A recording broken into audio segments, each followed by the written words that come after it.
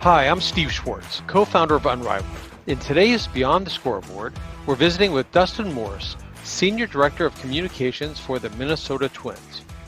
Hey, Dustin, thanks for joining us on Unrivaled's Beyond the Scoreboard. Thanks for having me. Let's talk some baseball. Absolutely. Despite the pandemic-shortened MLB schedule, the Twins are finding a way to celebrate their 60th season. The Twins played their first season way back in 1961. Why is the 60th season so special for the team and its fans? Well, I think it's a great question. Baseball, there's history dating back to the 1800s, and each franchise has their own little slice within that storied profession. Baseball is America's pastime, and the National Baseball Hall of Fame in Cooperstown, New York, does such a great job of identifying rare moments in time that's connected to baseball. And the Twins are no different. We moved from Washington to Minnesota back in 1961, and it really had some great memories and great moments, throughout Twins territory. And it starts back in the 60s with the Harmon Killebrews and, Rod Cruz, Tony Olivas of the world. And really got off to a great start. And back in 1965, had a World Series team, and the tradition just started and continues to be talked about and watched. And our fans are very passionate here in Minnesota. And the World Series titles of 87 and 91 have really put a stamp on the popularity of the game here in the Midwest. So the Twins have done a great job of trying to put all that together into 60 seasons. And, of course, we had big plans this year to really showcase our history with the who's who of Twins alumni and great storytelling. And the virus came, and things really kind of took a turn for what we thought we could pull off to what we really are going to do this year. And, we had plans to bring in over 60 alumni to represent the different decades throughout our history. But, with the coronavirus, we thought it was best to keep those people at home and do things from afar. So we've created some fun videos with the who's who of Twins greats and legends, and sprinkled some of that into our game presentation, into our TV broadcast. But yeah, it's something that we had planned. We were going to see a really fun alumni game at Target Field that just isn't meant to be this year, and we're going to focus on baseball and health and safety and getting through this 60-game season. I also noticed that you guys were bringing back some of the throwback uniforms from a couple of decades ago, some of the baby blues, and had some great-looking patches commemorating the 60-year anniversary or 60-year season.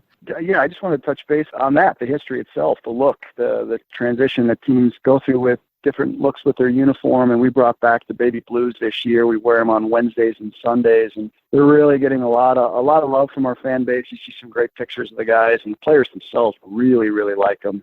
They've had some fun with the different colors with the spikes they wear, and just the general look. It's kind of a throwback feel, but the youth love a different look, different vibe, and that's certainly what these baby blues are doing with, a really nice 60th season patch on the sleeve. And, it's an opportunity for us to educate our current players about the greats before them. So, the uniform is just one quick way to remind our fan base and our players that the guys back in the 70s, 80s, and 90s had a different look. We're celebrating that, and it's a fun thing to introduce, and fans can go ahead and purchase those jerseys too. You can see those baby blues that Kirby Puckett wore, and you can customize them and get them on your back and support us from afar. Yeah, those baby blue uniforms look fantastic. But one thing I wanted to go back and touch on is, can you talk a little bit about what you're seeing from the people that you work with on a day in, day out basis to, address the COVID-19 issues day in, day out? Yeah, I'm glad you brought that up. It started back really in February, March. We were down in Fort Myers, Florida, and you start hearing about the coronavirus and the spread throughout the United States. And, large groups and gatherings were really being called into question. And of course, baseball attracts big crowds, whether it's attending the games or different appearances by our players, fans trying to get those autographs. It's something that, looking back at it, it was a pretty crazy topic to talk about in some closed door, high level meetings, really on the fly. You're sitting there trying to figure out what's the best way to keep our fans safe, keep our players safe, our staff safe. So it came pretty quick down in Fort Myers. Like I said, we're in a normal spring training season, and you follow the news and you hear some things from Major League Baseball, and they have a lot of health professionals assisting along the way. And before we knew it, it went from our players keeping their distance from media and from the fans outside to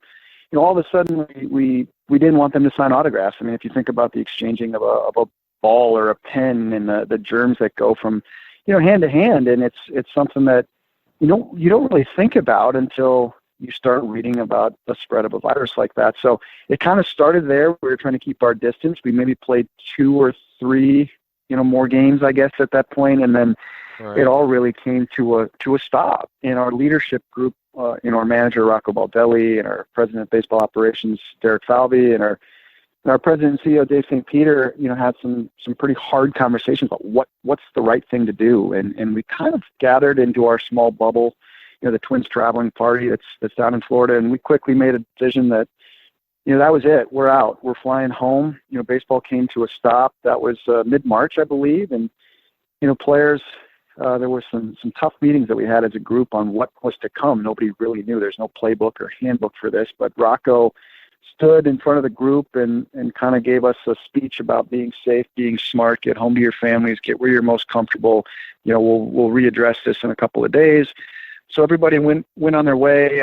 We chartered a flight from Fort Myers to Minneapolis and had a good 30 or 40 people fly home where most of us call home, and got to a safe place with our families and our homes and watched like everybody else. And we waited to see what the next move was and, when the right time to resume play was. And as we all know, it took a long time. It was not until recently that we started playing again and starting a new, what we called summer camp at Target Field. And every team had their own style of what was, I guess, safest for their group. And we decided to stay in Minneapolis and train at Target Field, which we had never done. One field for 60 plus players is a challenge. So we had to rewrite the script on how we train, how we prepare, and how we stay safe. Social distancing, masks, how we sanitize and clean the spaces. We've changed everything at Target Field, from the clubhouse space to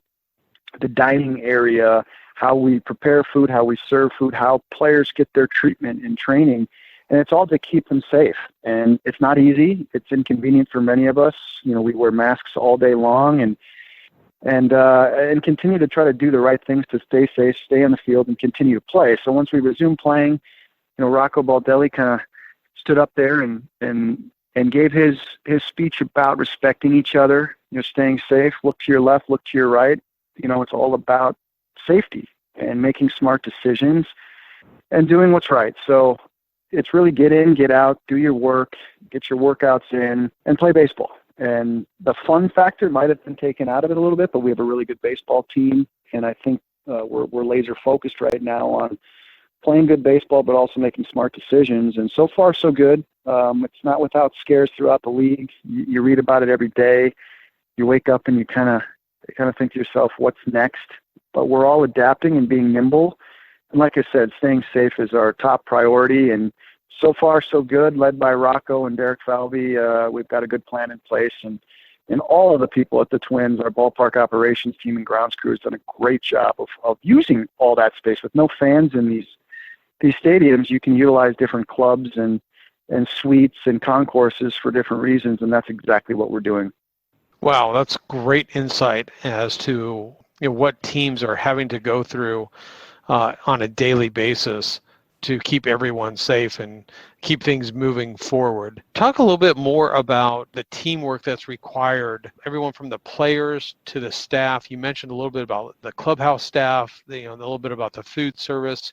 But what does that exactly mean on a daily basis where things are changing constantly? I imagine that the communication on a daily basis is at an all-time high, but just curious as to how often people are on the phones and communicating and making changes so that everyone is safe and moving forward.